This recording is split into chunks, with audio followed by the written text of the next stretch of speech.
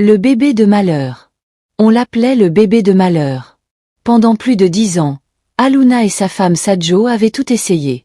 Plantes médicinales, prières à l'église, hôpital moderne en ville, mais aucun bébé ne venait. Les femmes du village murmuraient que Sadjo était maudite, que ses entrailles avaient été nouées par la jalousie d'une coépouse morte depuis longtemps. Un soir, désespérés, ils prirent une décision interdite. Ils montèrent en brousse jusqu'au domaine du vieux féticheur Kwama, un homme craint de tous. Kwama accepta de les recevoir. Il leur demanda une promesse. Si l'enfant vient, vous ne devez jamais lui interdire quoi que ce soit. Quoi qu'il demande, vous obéirez.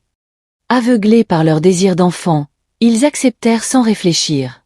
Quelques lunes plus tard, Sadjo tomba enceinte. Mais la grossesse fut un cauchemar.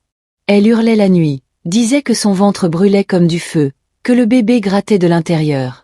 Les sages-femmes du village refusaient de la toucher. Même les animaux du village fuyaient sa maison. 9 mois plus tard, dans un silence lourd comme la mort, l'enfant naquit. Il était étrange. Ses yeux ne sillaient jamais, son regard perçait les âmes. Il ne pleura pas à la naissance. Il souriait. Ils l'appelèrent Kobi. À 3 ans, Kobi ne parlait pas. Mais un jour, il regarda fixement un coq qui chantait trop tôt et le coq s'écroula, mort-net. À 5 ans, il fit pleuvoir dans le village, en plein mois de sécheresse. Mais ce n'étaient pas des pluies ordinaires.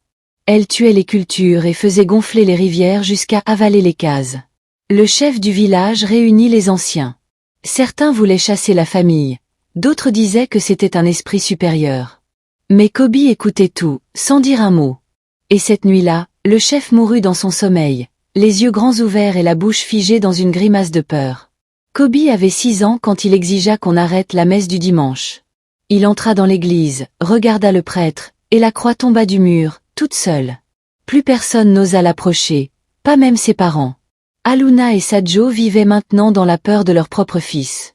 Ils essayaient de fuir, mais il apparaissait toujours devant eux, comme s'il lisait leurs pensées. Une nuit, ils allèrent à nouveau chez le féticheur Kwama pour briser le pacte. Mais Kwama les attendait. Il était mourant. « Vous avez brisé l'ordre naturel », dit-il d'une voix tremblante. « Ce n'est pas un enfant. C'est l'esprit que j'ai libéré. Vous n'avez pas mis au monde un humain, mais un juge. Il est là pour punir ce village pour tous ses péchés cachés. » En larmes, Sadjo demanda, « Et nous? Sommes-nous aussi coupables ?» Kwama répondit doucement. « Quand on ouvre une porte au mal, on ne choisit pas qui il frappe. » Quelques jours plus tard, un immense incendie ravagea le village. Seuls les enfants survécurent. Kobi disparut ce jour-là, sans laisser de traces. Mais parfois, dans les villages voisins, on dit qu'un jeune garçon aux yeux sans clignement vient frapper à la porte, et qu'après son départ, les malheurs commencent. Abonnez-vous au Max.